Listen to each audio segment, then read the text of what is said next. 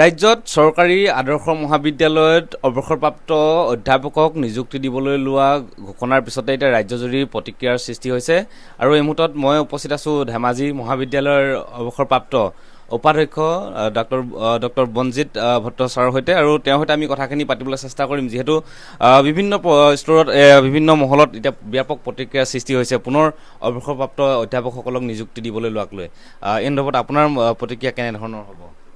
প্ৰথমতে মই এগৰাকী অৱসৰী শিক্ষক হিচাপে আৰু এগৰাকী সমাজৰ অংশীদাৰী ব্যক্তি হিচাপে আৰু সন্মুখত নতুন শিক্ষিত যুৱচামৰ যিটো প্ৰতিযোগিতামূলক পৃথিৱী সেই আটাইবিলাক তেওঁলোকৰ মুখলৈ চাই পেলাই মই পোনছাতেই এই চৰকাৰী সিদ্ধান্তক মই বিৰোধ কৰিছোঁ। এই সিদ্ধান্তটোক বিৰোধ কৰাৰ মোৰ ব্যক্তিগত যুক্তিসমূহ হ'ল, প্ৰথম কথা হ'ল যে এই ধৰণৰ সিদ্ধান্ত এটাই প্ৰথমতে যিসকল শিক্ষিত যুৱক যুৱতী আজি আছে কৰ্মসংস্থানৰ কাৰণে হাহাকাৰ কৰি পৰিছে তেওঁলোকক বঞ্চিত কৰা হ'ব।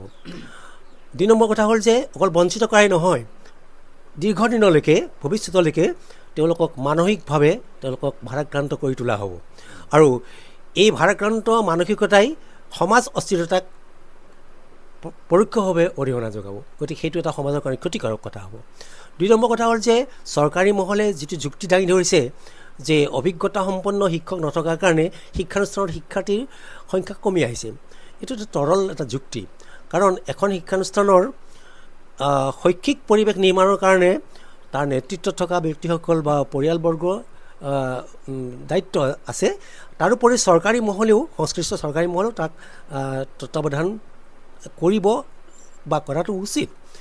গতিকে তাৰ সেই শৈক্ষিক পৰিৱেশৰ ক্ষেত্ৰত বা ছাত্ৰ ছাত্ৰী কমি যোৱাৰ ক্ষেত্ৰত কাৰণটো বহুত কাৰণ থাকে, সেইটোতে নাযাওঁ।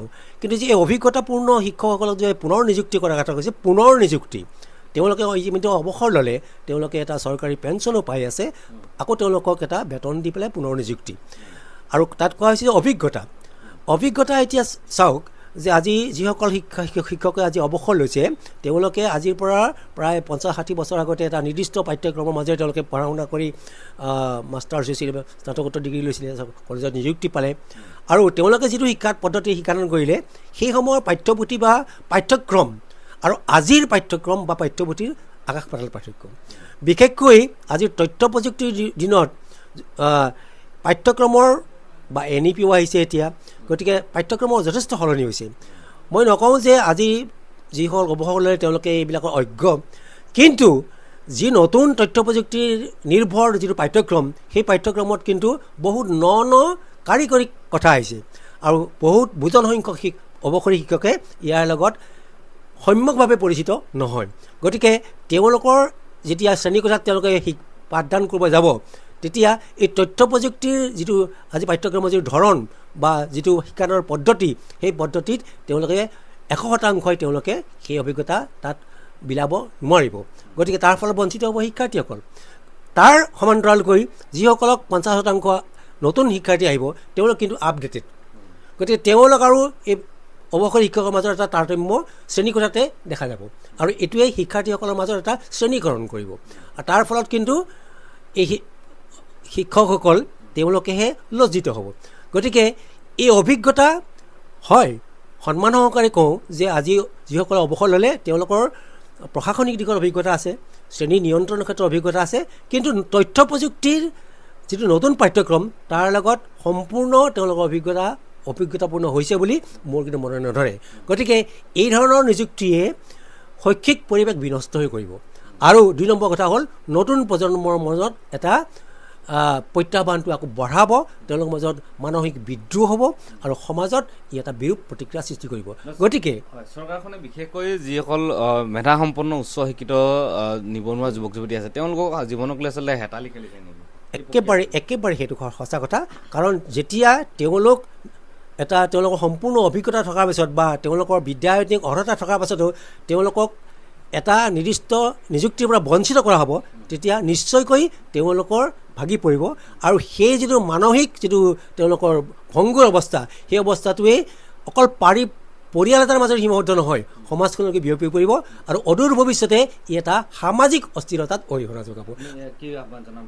মই এটাই আহ্বান জনাম, সিদ্ধান্ত এটা চৰকাৰে ল'লে, নীতি এটা গ্ৰহণ কৰিলে তেওঁলোকে যাতে পুনৰ বিবেচনা কৰে। 1 নম্বৰ কথা, পুনৰ বিবেচনা কৰক আৰু এই বিশেষকৈ অৱসৰী শিক্ষকসকলৰ পুনৰ নিযুক্তি প্ৰক্ৰিয়াটো তেওঁলোকে বন্ধ কৰক। আৰু 2 নম্বৰ কথা হ'ল যে যদিও সেইটো ভাল থাকে, তেতিয়াহ'লে অৱসৰী শিক্ষকসকলৰ মোৰ এটা আহ্বান, আপোনালোকে এই চৰকাৰী নীতি বা সিদ্ধান্তক কেৱল মাত্ৰ কেইটামান অৰ্থৰ সৰ্বোচ্চ চিন্তাৰে অগ্ৰসৰ নহৈ ইয়াক এটা নৈতিক যুক্তিৰে বিবেকক সুধি আপোনালোকে এই প্ৰক্ৰিয়াটোৰ বিৰুদ্ধাচৰণ কৰক আৰু এই ধৰণৰ সুযোগটোৰ লোৱাৰ পৰা আপোনালোক বঞ্চিত থাকক আৰু এই ধৰণৰ নিযুক্তিৰ কাৰণে আপোনালোক আগবাঢ়ি নাহক। ধন্যবাদ জ্ঞাপন কৰিছোঁ।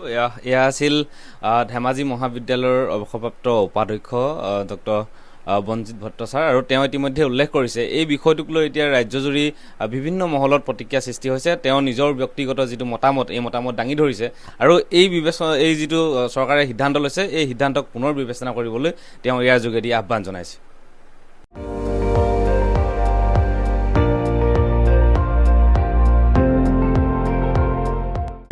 আপুনি চাই আছে ND24, সৰ্বশ্ৰেষ্ঠ নহয় সৰ্বোত্তমৰ দৌৰ।